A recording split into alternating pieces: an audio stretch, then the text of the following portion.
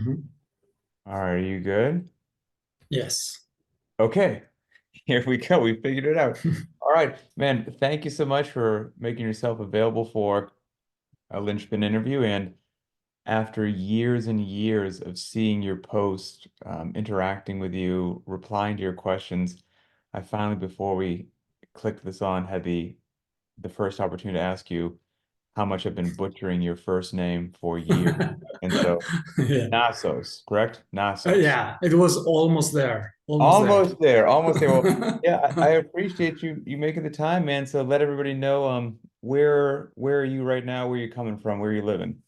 Yeah, originally I'm from Athens, Greece. But right now I'm located in Stockholm, Sweden. I've moved here like 9 years ago. Yeah, it was Now, like, yeah, November 2015. Yes, exactly. everything I see on Instagram and social media makes Greece look like the most beautiful place on the face of the earth. Not to say that Yeah. Stockholm, Sweden is bad, but why would you leave Greece for Yeah, Sweden? I know. I mean, the economical stability back then it was tough. Um, so my sister was actually living here before me, Okay. so that was an easier like connection to move here. Yes. That's the Okay. only thing. If she was in Norway, I will move in Norway, wherever she was. So that was the only thing. And do you make your way back to Greece every now and then? Yeah, I'm going there next week actually. Yeah, Okay. gonna fly there. How many languages do you speak? Three, if you count Greek, Oh, yeah, yeah. Swedish, and English. Yes. I'm a fan of languages. I'm always impressed by people who are Yeah. bilingual or whatever. And it's far more common in Europe than where I live here in the US. Um, did you know Swedish before moving to Sweden, or did you have to pick it up once you No. there? No, nothing. I when I came here, Oh, I just started to learn Swedish. Like took like 4 or 5 years, something like that. You know. okay. But there's And a lot of instead, English spoken in Sweden, isn't there? yeah, there are. But mostly where I work, hotel and spa industry, it's mostly like connecting and interacting with Swedish people. So Swedish is a must, as I say. So yeah, nowadays you can only work with English, but yeah, when I came, it wasn't like that. And with three different languages, when you go to bed and you have a dream at night, what language is it in? Yeah, that's a really good question. I don't really know. I think Greek actually. Okay. Okay. Yeah, Oh, that's and, super. and just so you know, I know that you did an interview with Nikos from Greece. Yeah. This is an actual Greek speaking English. Okay, she wasn't. I mean, that was really different and weird. I don't know what was it, It was but incredible, yeah, right? yeah. I It asked was, him directly after the interview. I was like, "What's that? I mean, what's happening? Are you really I, from Greece?" He was he like, sounded like he was born and raised in the US. "Yeah, yeah." Like, no, So that's weird. that's so fascinating too. And somebody has like zero accent, and then they just start Yeah, speaking a totally different language. You're like, whoa, I didn't see that coming at yeah, all. Crazy. yeah. So, Especially Greek, you can understand yeah. the Greek for miles. I mean, directly. Okay, you're from Greece. What was a bit of a cultural shock or a cultural difference from moving from Greece to Sweden?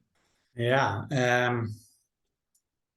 I mean, society and the people are like more closed, as we say in Sweden. Hmm. And Stockholm, to be honest, it's like the highest single household in whole Europe, I think. Oh, really? So yeah, yeah. So Interesting. yeah, so people are like yeah single and mostly, I would say that was the biggest challenge for me coming from Greece, that everyone is a little more open and socialized.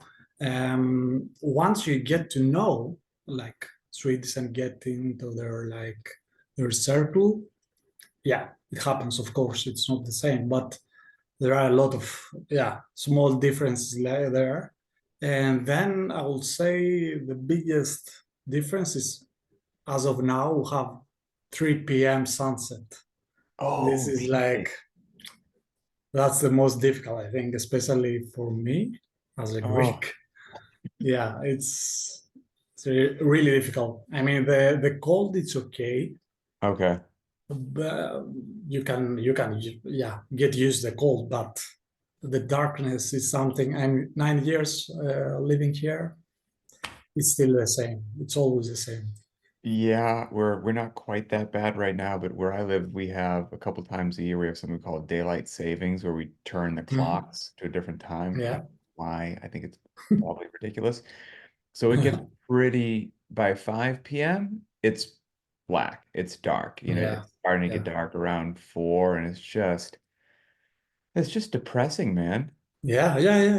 And It's then you wake up and it's still dark. I it's mean, you still come dark. back from work, it's still dark. It's It's still dark. yeah. Oh my goodness. So I'm happy that I'm traveling to Greece next week. So So hopefully I'll see some sun there. let's get down to the important stuff. Which has better food and better coffee or tea, Greece or Sweden? Of course, Greece. I mean, there is no comparison. Not even close. Yeah, yeah. No, Mediterranean food is the best. Even if you Oh, choose Italy or whatever, I mean, is the best. I we mean, just I'm Greek, so I'm a little biased. So it's have you difficult to have you say. found one or two, like Swedish specialty or unique foods or dishes to Sweden that you've really grown fond of, or still it's just your heart's in Greece? No, I wouldn't say. I mean, Okay. some Okay. like pastries and this kind of stuff, but like carrot cake. I mean, we have Mhm. also carrot cake in. I Yeah, know I that love you like carrot carrot cake. cake, Love right? carrot cake. Yeah. Yeah. I mean, we also have in Greece carrot cake, but yeah, here it's special. It's really nice. But Oh, food, no, I wouldn't say. I mean, okay. yeah, yeah. So, before the interview, you sent me some information about yourself, and I'm curious to learn more. You said after school you did a physiotherapist assistant school for a couple years, and then worked with physiotherapy, specifically with football and basketball players. Tell me, tell me about the physiotherapy assistant school. What was that all about? What do you learn? What do you learn there? Yeah, you learn like to work in an environment with like physiotherapy center and assist. I mean, you're doing literally the work of a physiotherapist. You So you're perform like dealing with physiotherapy. injured people? Yeah, exactly. Injure people, like people with chronic pain or everything above. Where I was working, it was mostly athletes, Okay. but we had also like normal people having chronic pains, yeah, tendonitis and this kind of stuff. And does that specific physical therapy work with athletes in any way, shape, or form translate to what you do for work now, or is it totally different? No, it's totally different. After some years that I worked with that, like 8 years, um, it just came like because in Greece we work a lot, like in the summer, like in the islands, because the tourism is like flowing in. We work a lot with hotels and spa industry and this kind of stuff. Okay. So it was just an opportunity that I had. Went to an island to work for the summer, and that's how it started. That's how it Okay. started. And now, what do you do? You said you're in a hotel working or a massage Yeah, center? What? I'm a head trainer for our treatments and spa therapist. Okay. So basically, I'm spa treatments, massages, and yeah, all the. And what made you transition from one occupation to the other? It was mostly the job opportunities that I had in Greece that time. Okay. And actually here they work totally different with physiotherapy. Even if I wanted to work here, it will be yeah, really difficult. I need like to do a whole 3 4 years to learn like how they do physiotherapy in Sweden. So Okay. it's even if it's Europe, it's still really different, Right. Okay. the way they work. So now you said you oversee like the massage therapy spa section of a hotel in Stockholm. And I'm doing also treatments. Yes. Okay. And the treatments there, is that people not so much dealing with injuries, they're coming in for a relaxation, so to speak. Yes, exactly. Exactly. Okay. Yeah. I And mean, is most of the people, I mean, they all always have like a pain somewhere, it's not like, but it's not therapeutical, yeah, I was going to kind of say, so massage. I mean, for years and years and years, you've had your hands on people either for the sake of injury and rehabilitation and Hmm. healing people, or just, stress relief or whatever it is. I mean, that's a lot of experience with the human body and what causes Yeah. aches and pains and what relieves aches and pains and stuff that you see, like things that are very common. I guess just what's over after all these years of doing that, what have you learned? Hmm. No one is stretching. No one. Fair enough. No one. I mean, maybe 20% of the people. People love to train, especially here in Sweden. Um, I think even more than Greece. People are like obsessed with training. Okay. They started like really young. I didn't do when I was in Greece. I started like gym 21, 22. I don't even remember. But here they really start early, and I will say people the most common thing that I see is stress and like sitting on a desk, Hmm. not moving enough, and wait everything from like coming from the massage. Okay, like you're gonna solve something with the massage, but I mean it doesn't work like that. You need to have Right. your whole um, day life uh, connect to Yeah. what you do. Yeah. Okay. So Well, training's fun for most of us. Stretching's not fun.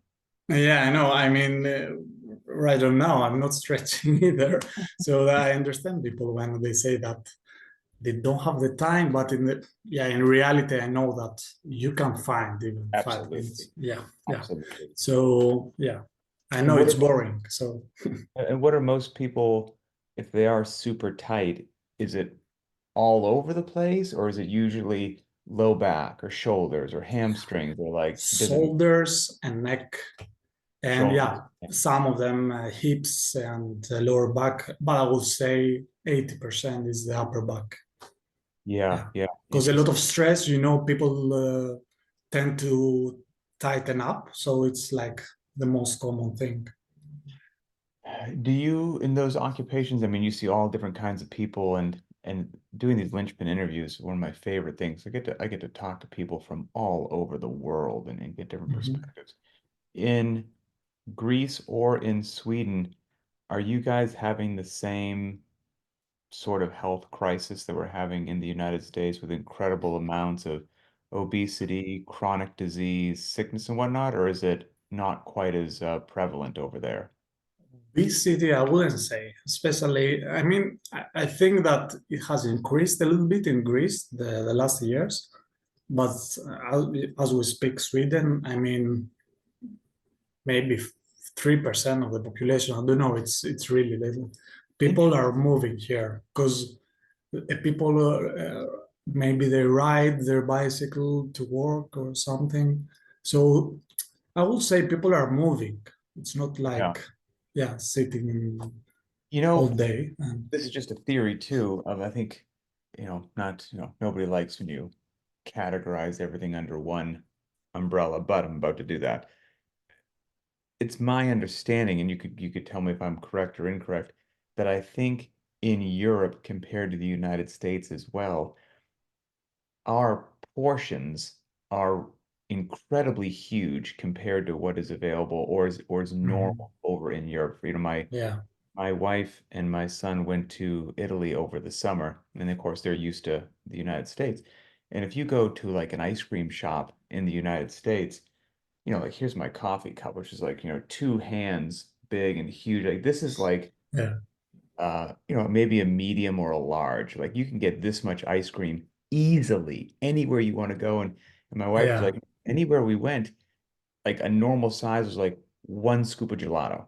And that was yeah, yeah. like nobody got like this huge cup of ice cream, but like that's very typical in the US. Is it the same over there in Sweden with regards to portion sizes? Yeah, yeah, exactly. It's exactly the same even in Greece. I mean, we don't have huge portions. No way. No way. I'm not lying to you. We went to like a water park over the summer with my family, and they one of the ice creams that you could get at this water park, and I was like, oh, this is what's going on with America. I can't even do it justice. It was soft serve, like soft ice cream where they like swirl it onto a cone.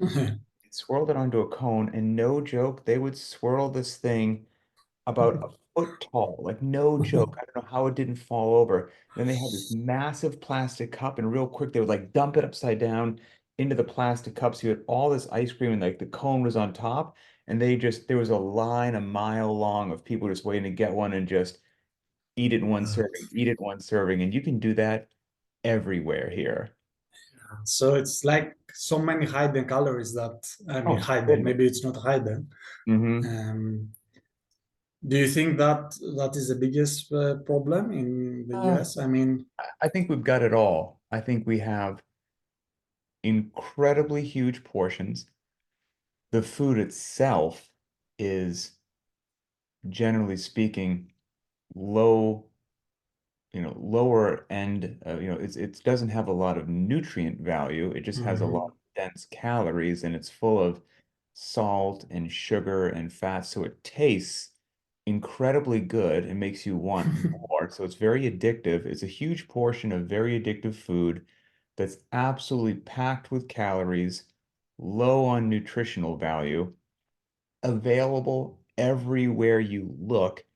And then and then we have a very sedentary population of people that aren't moving Mhm. their bodies enough. So terrible Yeah, food, way too much of it, and inactivity, is what's hurting. yeah, that's the worst thing. Yeah, inactivity. I It's will the say combo. also, And then, where you I, said, then on top of that, everybody's stressed out, and that's not helping anything in their body. yeah, They don't get enough yes, sleep, and like it's just this yes. terrible storm. The most weird question that I get, like when people come for a treatment and they, when we finish, they ask me like, why am I like that? It's like the most weird question, you know. It's like I can't really answer that. I Mhm. mean, you know what you're doing. You know if you stretch, how you eat, how you sleep.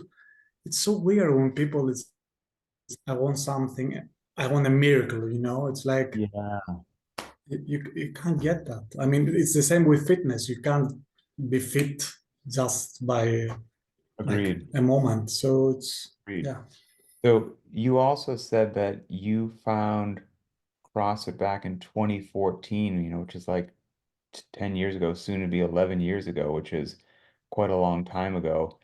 Um, but since moving to Stockholm, you said that the gyms there are very expensive. Yeah, I mean, really expensive. I don't know Interesting. how it's in the US. I They're mean, in not cheap, Greece, I'll tell you that. no. I mean, in Greece, it's like 60 euros per Okay. month, and that's on the expensive tier. So I will say here, I don't know, euro and dollars, but maybe it's like something $160 per month. I'm gonna do So, I'm gonna do a little calculation on my phone here. 2 euro. So, I mean, it wouldn't be uncommon. Of course, it depends on if you're in the country or their city, mhm. it wouldn't be shocking at all for a CrossFit gym each month to be $150 a month here, which now it's Okay, 143 euros a month. okay. I Yeah, don't know. or I more, think, yeah, or more. more. Yeah, where I am in Seattle, this general area, I mean, there are gyms that are, $220 a month. Let's see, because it's so expensive in the city. and that's 210 euros. Oh God. Yeah, I mean, I don't know how much you need to earn to pay for this subscription. I don't know. It's crazy. Yeah, I mean the Yeah, real estate and the rent that they have to pay to the landlords or the people who own the yeah, building, yeah, like yeah, yeah. Of course. it's I crazy, you know, mean, like it's rents here big are city. sky high, so I understand that, of Oh, course. really? So Okay. yeah, So you said since they were really expensive for a while, you started you were doing 531 programs for a while. You do functional training whenever you could, and then you eventually hopped back into Linchpin. So maybe give us just a little chat about your fitness journey since you got to Sweden. yeah. I was tried. I, I had like joined the gym for as we say, normal kind of gym, but they had like a little space for functional fitness that you could like drop weights and all this kind of stuff. I did a little bit like strength training with 531, and then I already found CrossFit Linchpin through Instagram, Okay. and I did some workouts. I picked some workouts to do, but I was always like looking. I mean, and I was thinking, what's the best thing to warm up for this workout? What should Okay. I? Okay, I can't do ring muscle ups. What should I do? It was so frustrated for a while. It was like it's so good. The workouts are so nice, and you can't really find, yeah, the way to train. Like, yeah, and something maybe if I can't do pull ups, what can I do? And this What kind of stuff. made you choose Linchpin? You know, because um, I put a lot of time, thought, and effort into what we do and why we do it, but I don't put a lot into like marketing or advertising. I mean, our Instagram page is the most boring Instagram page. Probably it's just, it's just gray photos with workout text on them. And for something about it, there's plenty of other programs out there that spend so much on just like media and sizzle Yeah, and we don't do any of that. So what made you choose, the I most boring think Instagram page out there? I think I like the simplicity of this, Mm, that you just see, even if you say that it was the boring page, I don't know. It's you can see that you put a lot of like work on this, even if it's just a workout. mm, Uh, and then if you check other, like, because I've tried a lot of programs, right? sure. Uh, you get lost. You get Mm, lost. It's like when I joined the first CrossFit gym, it was too much. I mean, warm gotcha. up, Yeah. strength, a workout, and then a burnout. I mean, Right. crazy. Yeah, that's just not going to treat most people well. I mean, and you've Yeah, been part of Lynchman for a long time, which is, obviously awesome. And everybody goes through different seasons of life and different parts of their life. And now you find yourself with a 4-month-old daughter. So your yeah, ability to train has changed a little bit. Why don't you tell us about that? yeah. I would First say of a all, lot. congratulations. Thank you, thank you. Yeah, before our 4 month old daughter, I was training mostly after work. That was like around 6 p.m. That Hmm, was the best for me. It works perfect after work, even if I'm tired. I don't know. It's something feels that good. works great for me. Yeah, but as of now, because I mean my wife also needs help when I come back from work. I put the clock 5:30, going up straight to the gym, like no warm up. 5:30 in the morning. Unfortunately, yeah, no warm up. Doing the workout as of today, for example, the rows and the pull-ups, because I didn't have the rope. Mm-hmm. Uh, I went straight for the row, yeah, and then I did the optional accessory workout, some of it, and then I was home like 6:30, and that was it. Um, That's, you know. life sometimes gives you a lot of time to train, and life sometimes gives you very little time to train. But what's really Yeah, cool about you and so many other people in Lynchpin is your life got busy and hectic, and there would be people out there who would just decide that I'm not going to train anymore, yeah, for a month or a year or till life gives me more time. But instead of doing that, you just made the best choice that you could, and even if it was a reduced number of times a week, a reduced amount of volume, a reduced amount of mm, intensity, you said, I'm going to do something instead of doing yeah, nothing. And I think that's huge, man. So like I'm like, yeah. congratulations, honestly. And part of this, it's on you because you know when before I found Linchpin, it was only okay. I was seeing the RX, and I had to do this, Oh yeah. nothing else. I Yep. mean, nothing else. Everything else was like you're cheating. It's Yep. so now you gave us so many things to so many wisdom that we know what how we can scale, how we can, yeah, uh, close the clock, remove ego, and that's the best thing. It's actually the best thing because I don't think that I will be able to train otherwise, Mm-hmm. for real. Because now I don't think okay. I think of my numbers that went down the last 2 years, but yeah, it's life, and now I Life. can accept it. Yep. Before I wouldn't. I was like, I will be like crazy. And since you made a decision to do something instead of nothing, Yeah, and you're training less frequently, you don't maybe have the gear that you want, it's not the ideal time, like, yeah, you're probably not going to be just PRing left and right, but you're maintaining probably more than you realize so that when yeah.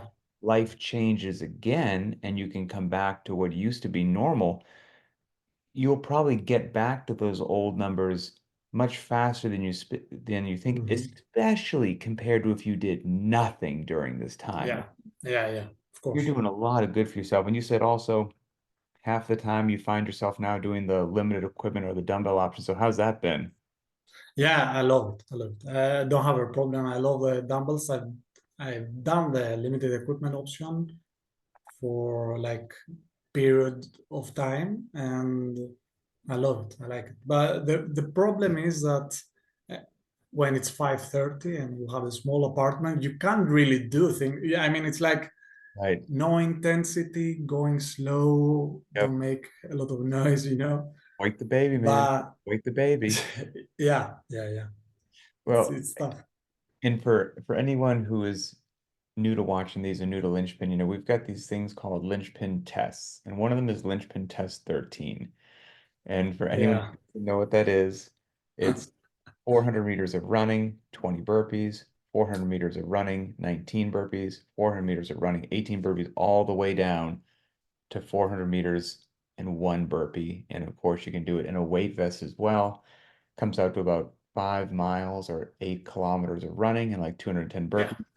And we usually do it once a year as a challenge. But some people are crazier than others and actually do it voluntarily. And you are probably the most crazy people with Linchpin Test 13. How many times do you think you've done it? I need to check it. I don't know. I would say 17, 18, something like that. What Because makes you love that crazy workout? yeah, I think it's the best workout that you ever created to start with. Okay, I don't know, the simplicity of this that you just run. It's not far. I mean, 400 meter, I think it's perfect. And then it's just get down on the floor, come up. I don't think that there is something better than this. If you have the time, of course, because it's a long workout. Mm-hmm. But I love it. I love to do it, and I've never done it with a vest. That's the Okay. thing. I'm going to do one day. Last year, I invited everyone like in the Facebook group if they want to like join along. Right. Marcus, that you already, um, yeah, Mm-hmm. he tagged along for the whole 12 workouts, That's and awesome. Samantha Wright did some of this.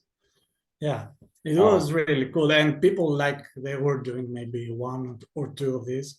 But Yeah. I've tried everything. I've tried with ski, with row, yeah, with deadlift dumbbells Oh, instead wow. of instead of burpees. Yeah, yeah. I love it. I love it. It's so good, Oh, really. that's awesome.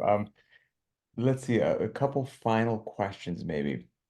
If somebody was going to go to Greece on vacation, where should they go?